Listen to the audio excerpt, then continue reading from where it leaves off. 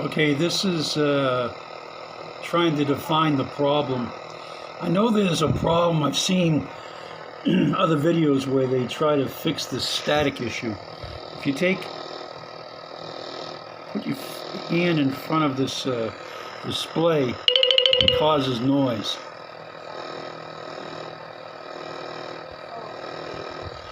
Now, of course, if you touch the antenna on the top, you're going to get noise too, but your body acts like an antenna. But I can actually feel the hair on the back of my fingers raise up when I brush it across this screen. There's a lot of static energy. So I'm going to try to make that go away. Or at least I'm going to try to capture it with some copper foil. So we'll see how it goes.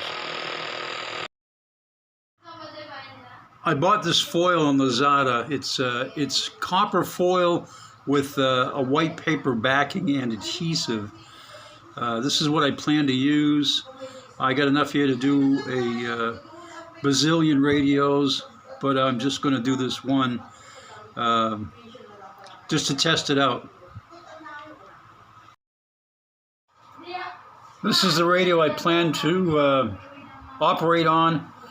I have this one right here, same basic design, but this one has Bluetooth. And then in the back, I have another one brand new in the box, unopened, just for a comparison at the very end, just to make sure it did. I don't need to test the one in the box because they all have the same inherent issue. They all have, all three of these are going to have the same observation as this one I did as far as that static issue.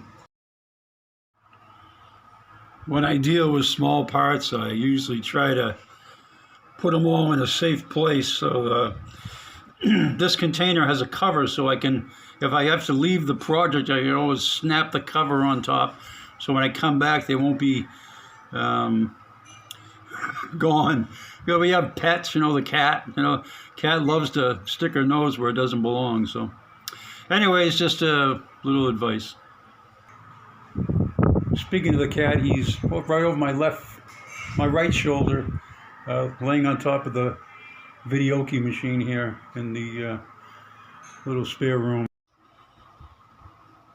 Just checking out the board, I noticed that there's a negative right here, and there's two more negatives here and here. Just something easy to attach to, because I'm going to run some grounding wires.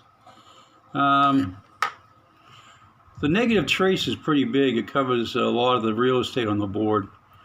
So I might be able to tap in someplace else. I'll have to get my probe and do some testing first before I make a final decision. But I'm going to attach at least one grounding wire. And I might ground something else. I might ground some more foil on the back of this shell right here. I might put some foil inside this shell to try to capture some more static, quiet the circuit down a little bit more. Okay, this is the display. Let me get this thing to focus. And it's pretty thin. It's held on with these two pieces of foam.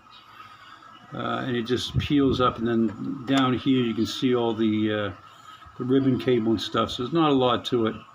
You just got to carefully peel this up without damaging it. Hopefully I didn't damage it. I cut my little backing piece and I attached a grounding wire. I was pretty generous with the solder, but it stuck real good. I used some soldering paste to make sure I get a really good contact, so it's not going to come off or anything. So, and it's pretty flat, so should be good.